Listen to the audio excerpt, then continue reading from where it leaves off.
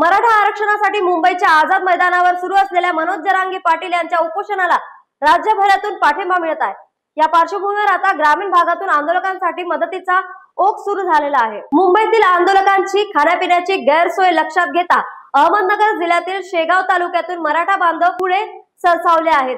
बलमटाकळी गावातील युवक नारायण शेतोळे पाटील यांनी आपल्या गावातून फरसाण, चिवडा आणि पाण्याच्या बाटल्या भरून थेट टेम्पोने मुंबईला रवाना केले आहेत। आंदोलनातील मराठा बांधव उपाशी राहू नयेत म्हणून अहिल्यानगर तालुक्यातील अनेक गावांमधून घराघरातून पोळी, भाकरी, चटणी आणि फरसाण गोळा करून ते मुंबईला पाठवले जात आहेत।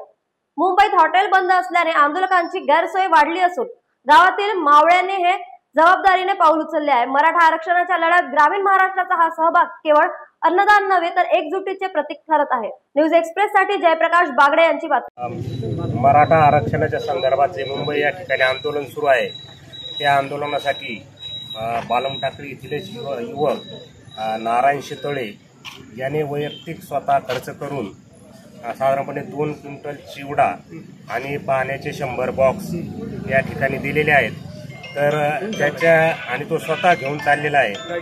त्याचं सकल मराठा समुदायाच्या वतीने हार्दिक अभिनंदन आणि स्वागत। धन्यवाद।